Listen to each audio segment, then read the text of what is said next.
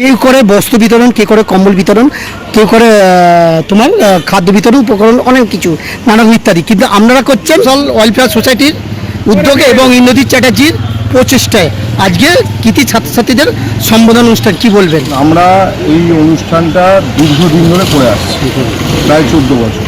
এবং আমাদের প্রধান উপদেষ্টা ডাক্তার শশী পাজা, এখানকার বিধায়ক, রাজ্যের মন্ত্রী, আমাদের লক্ষ্য হলো যারা আমাদের নিম্ন মধ্যবিত্ত এরিয়ায় অনেক লড়াই করে পড়াশোনা করে তাদের উৎসাহিত করা, যাতে তারা পড়াশোনাটা চালিয়ে যায়। মাধ্যমিক, উচ্চ মাধ্যমিক যে কোনো বোর্ডে পাশ করলে আমরা তাদের সম্বর্ধনা দিই। প্রত্যেককে, কেউ বেশি নাম্বার পেলে বলে তাকে দেবো, আর যে কম পেলে তাকে দেবো না তা নয়, যে পাশ করে তাদের প্রত্যেককে উত্তীর্ণ ছাত্রছাত্রীদের আমরা দিই। এবং এবারেও এই অনুষ্ঠানটা এই জগবন্ধু মোটর রোডে হচ্ছে এবং এই চিরন্তন ক্লাব তাদের সহযোগিতায় হচ্ছে। আমাদের মধ্যে আর কিছুক্ষণ বাদেই উপস্থিত হবেন আমাদের বিধায়ক, রাজ্যের মন্ত্রী ডাক্তার শশী পাজা, সরস্বতী বালিকা বিদ্যালয়ের প্রধান শিক্ষিকা শ্রীমতী বিউটি চৌধুরী।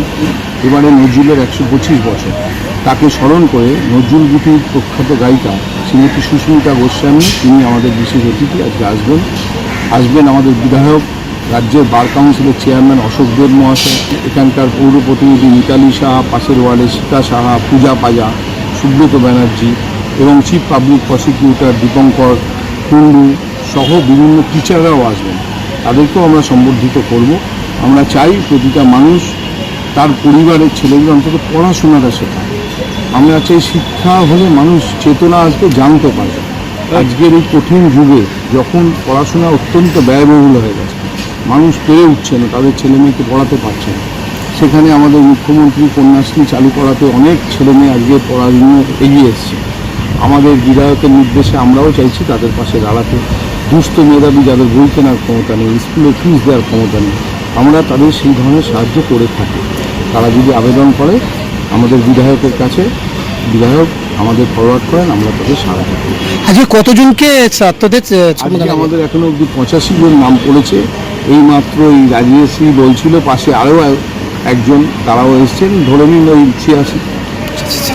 আমরা কি 9 নম্বর ওয়ার্ডে কি দেওয়া হবে না? এটা 9 নম্বর ওয়ার্ড, কেন প্রতিটা ওয়ার্ডে আলাদা আলাদা করে হয়।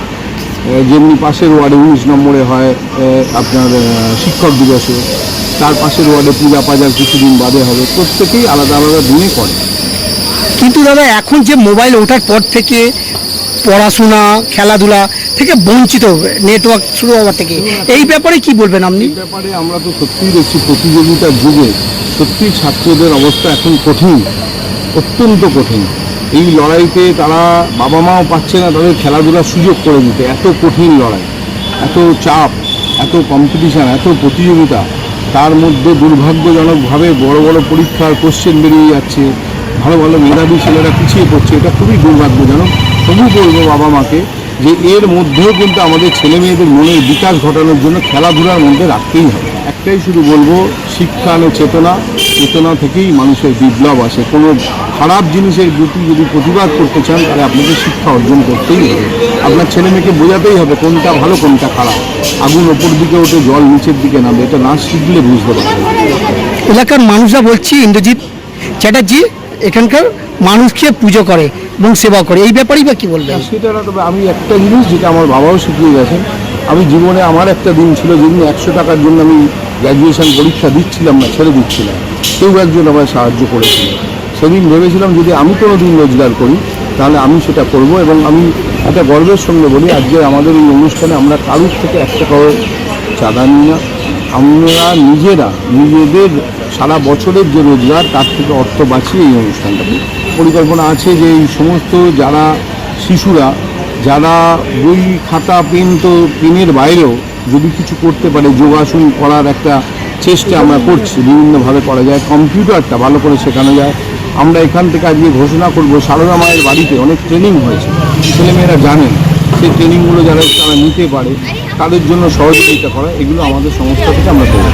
কিন্তু আমার এটা নেশা যে এই এনজিও হয়ে মানুষের জন্য কাজ করা, এটা একটা নন গভর্নমেন্ট অর্গানাইজেশন। সেবা করাই আপনার মূল ধর্ম। এটা ধর্ম, যদি মানুষের পাশে দাঁড়াতে হবে। আর প্রত্যেককে বলি তারা যদি পারে যেন আরেকজনের পাশে দাঁড়াবে। প্রত্যেকে একজনের পাশে দাঁড়ালেই হবে। শুধু ভাবতে হবে আমি কত টাকা রেখে গেলাম বড় কথা নয়, কোন পরিবেশে আমার ছেলে মেয়েকে রেখে যাচ্ছি। আমার পাশের বাড়ির ছেলেটা যদি লেখাপড়া না জানে, তার হাতে যদি কাজ না থাকে, আর আমার ছেলে যদি কোটিপতি হয়, আমার ছেলে বাঁচতে পারবে না। সে যদি বড় হয় আমার ছেলে একটু কমজোরি হলেও সে বাঁচবে, কেন তার বন্ধুটা তাকে সাহায্য করবে। তাই চেষ্টা করুন আপনার পাশের লোকটাকে টেনে তুলুন, এটাই আমার মত। এটাই ওই যে মানুষকে উৎসাহিত করা, এটা সম্বর্ধনা বলছি কিন্তু অ্যাকচুয়াল হচ্ছে এটা উৎসাহিত করা, যে পড়াশোনার মধ্যে থাকো, পড়াশোনা ছেড়ে যেও না, তার জন্য আমরা আছি তোমার পাশে, এটাই বার্তাটা দিতে চাইছি। আমার নাম ইন্দ্রজিৎ চ্যাটার্জি, আমি পেশায় একজন আইনজীবী এবং পাবলিক প্রসিকিউটর, আমি একজন ম্যারেজ রেজিস্ট্রারও। আজকে আমাদের কলকাতা অনুকূল ওয়েলফেয়ার সোসাইটি প্রতি বছরই আমরা দ্বাদশ শ্রেণী এবং দশম শ্রেণীর ছেলেমেয়েরা যারা পাশ করেছে তাদের উৎসাহ প্রদান করি এই সার্টিফিকেটগুলো একটা উপহার। এবারে নির্বাচিত ছিল বলে এই কর্মসূচিটা আমরা এখানে করলাম, কিন্তু আজকে 85 জন ছেলেমেয়েরা স্থানীয়ভাবে সাফল্য প্রদান আশেপাশে আরও দিতে পারলে খুশি হতাম। তো ছেলেমেয়েরা পড়াশোনা করুন, আমি আর কিছু না। আমি মনে করি যে সবসময় রেকগনিশন মানে আমাদের সম্মান করছে, তাকে উৎসাহ দিতে কত প্রত্যেকেই চেষ্টা করবেন, প্রত্যেকে চেষ্টা করবেন। আমরা প্রত্যেকেই আজকে সম্মানিত করলাম, সম্বোধনা জানাই।